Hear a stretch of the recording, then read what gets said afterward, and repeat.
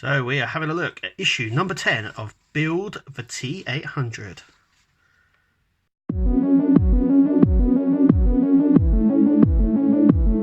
Hello and welcome to the Nexus for our Build the T800. This is obviously issue 10. We have a figure and a couple of eye sockets just here. So without further ado, let's get on with it.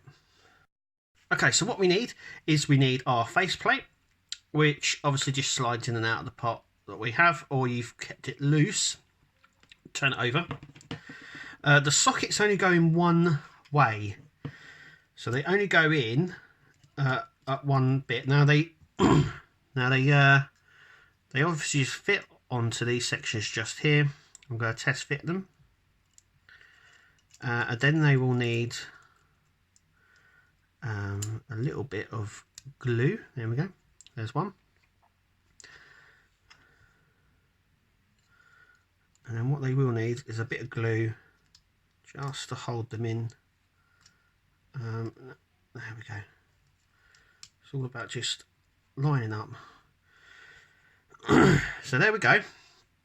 They are in place. It is plastic, these two sections here, they're plastic.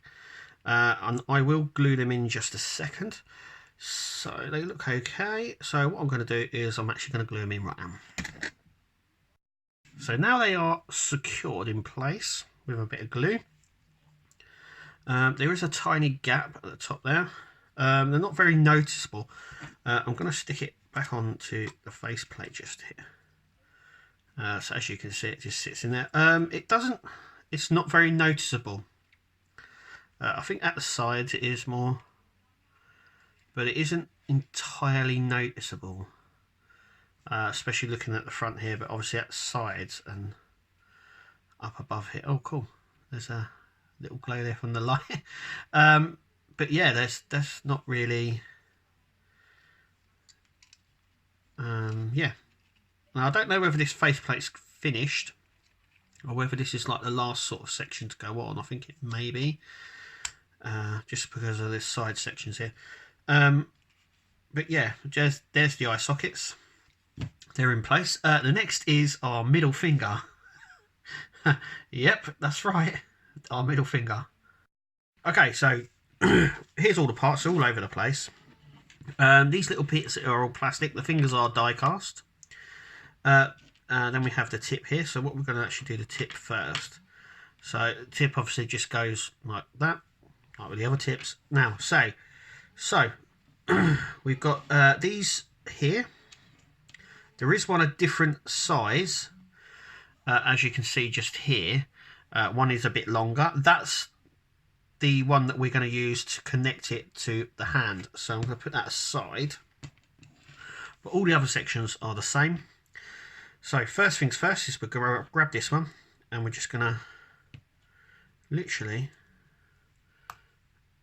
push it through like so, and we're going to see how loose this is, because I know obviously if you've been watching you'll know that there has been issues with the fingers, so it's a matter of just pushing it down, and it's a little bit looser than I would like, so I will get the pliers out after I've done this. Next section is just here. So this top one goes in the opposite sort of side. So once again, it doesn't really matter. Oh, the tip's falling off. It doesn't really matter. So I'm just going to push that down. Which sort of side we have this? I might drop actually a bit of glue on there. Now I haven't glued the other ones on. Maybe I should. Let me just get the glue out. Just drop a little bit on the top, and hopefully that sticks it down. Just put that out. So let's just test that. That is nice and stiff there. I like that. So that's nice and done. Secondly, our second one. So now I've done the big one there and the big one there, and the next one, the next big section will also go this side. Now remember, This bit is the top of the finger, and this obviously sits, so that sits like that on the hand. Hang on, let me just get the hand and show you. So that would be like that on there. So first is we need to just grab this last one and just push it through this hole here, and this one. I think the best, that's it. Getting much better at these, pushing these on, so a little pin just goes in.